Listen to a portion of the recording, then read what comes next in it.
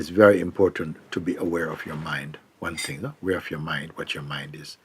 Yesterday, I was hinting a bit at the beginning of satsang that most people, if you let them sit down, even for, like for 5 minutes without anything happening, their mind start to make up things because you're not used to it. You're not used to being by yourself and not thinking. If you're by yourself and not thinking, it's because you're going to sleep or something. So the mind automatically starts to come up and activities start very much. So I say, observe your mind and see what your mind produce. And then as you keep watching, but don't identify, just watch, the suggestions that come through the mind and the, sort of restlessness, all this, just be aware of them, be aware, be aware, be aware. And gradually, by knowing that you're not that and you're watching that, your attention comes back to awareness. You become naturally self-aware, because a lot of times we are identified with the mind without intending to, because you're looking and you're kind of into something and it's like you're obeying the mind's suggestions. No? So if you start to watch the mind, automatically it creates a separation between mind and self. This is very good, very important thing what I'm sharing. If you are observing the mind, rather than just serving and acting out mind, thoughts and suggestions and so on, just be aware, sit, even for 5 minutes, you just watch every thought, every suggestion that comes in the mind without identifying with it, then automatically a gap opens up where you can see that the mind becomes an object of your attention and leaves you as the subject of witnessing. And so automatically it throws you back into self-awareness. And you know the difference between, let's say you must know the difference between yourself and your mind. That is the exercise I'm saying. So again, you just stop and just pay attention to, just be quiet. And then watch the movement from the mind, which you will know. Thoughts, feelings, memory, sort of like projections, imagination, images, all these are coming from mind. Means that they don't actually belong to the present moment. They don't belong to anything around you. Everything around us is totally innocent. Nothing is attacking you. Everything is just as it is. But in the mind starts to create these kind of relationships and intention and what to do list and so on like that. So when you're conscious of that activity by just witnessing it but not identifying with it like this, then somehow immediately this thing like this, just like this, it just opens up and you can see that that's mind activity. And you become naturally self-aware that you are not that activity, you are the weakness of it. So again, when I say we must discover the difference between yourself and the mind, that's what happens. You start. The more we do that, the more somehow we can be self-aware, which is not just mind aware. You're aware of the mind. You can work with mind. When you're self-aware, you come into shapelessness. You're shapeless awareness. No? And inside that, there's a shape of the mind and activities. When you're shapeless, you can deal with shapes. Okay, you can work with them because the background is the shapeless. That's simple exercise. I was trying to get that across yesterday. Just observe your mind. See? Again, for most people, if they sit down for 3-5 minutes and they're not told what to do, okay?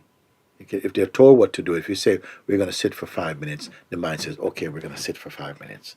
And then, okay, it can just about handle it.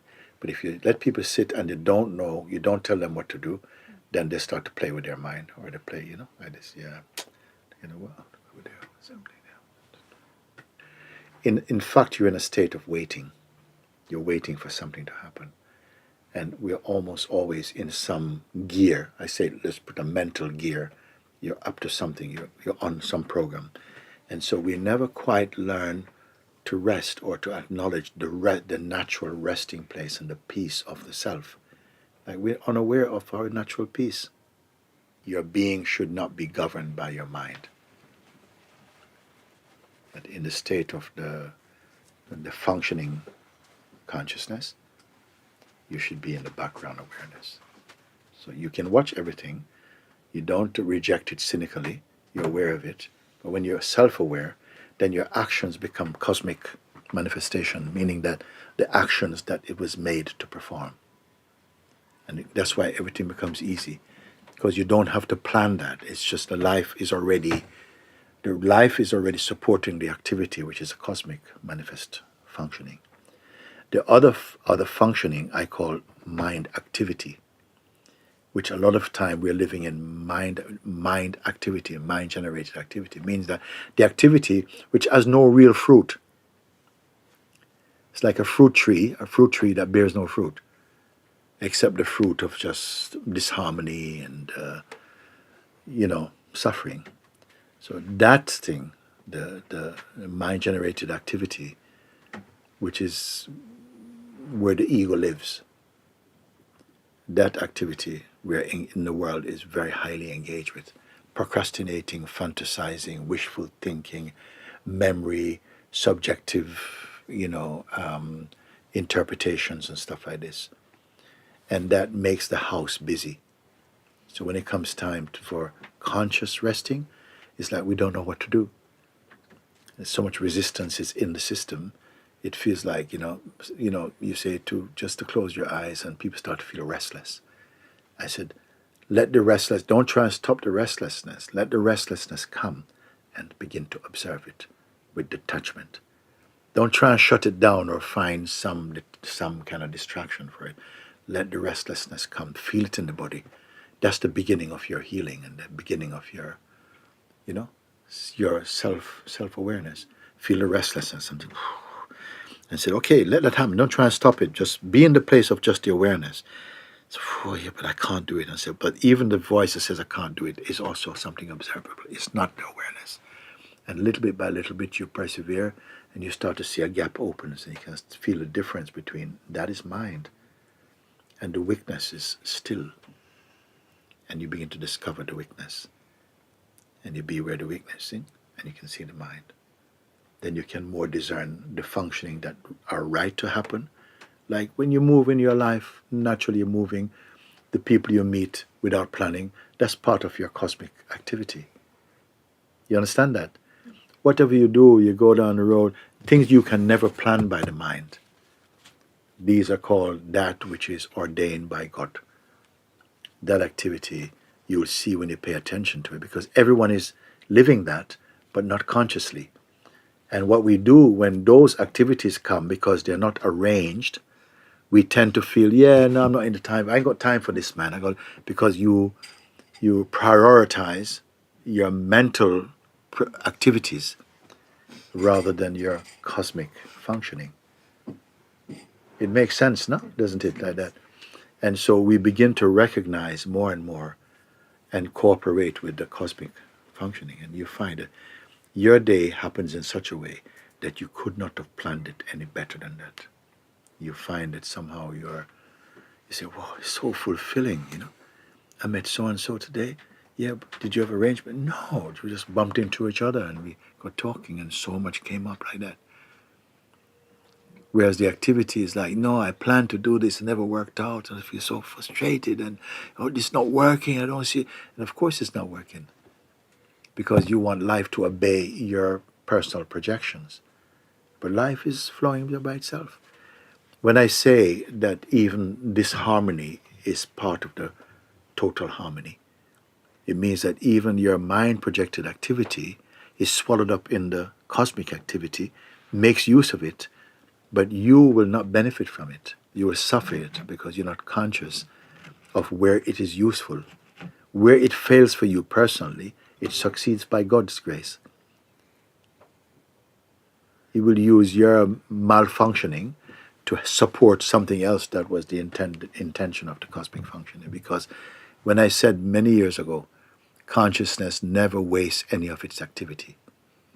So what you think is waste for you is already used. It turns everything into compasses. Everything is working. But you are not conscious. When you're conscious of your consciousness, then you're full of praise and gratitude to God. You say, wow, no human being could plan that. The greatest planner could not arrange this, because this happened by itself. This is what I'm pointing out. So beautiful. And everyone is at the highest part of yourself in your core. You are that. We are that. But in our expression, because we entertain and believe ourselves to be the ego, which is a part of the total functioning, but very, very narrow. You're living in this very narrow path. But that narrow path is just a little blip in the infinite scope of consciousness.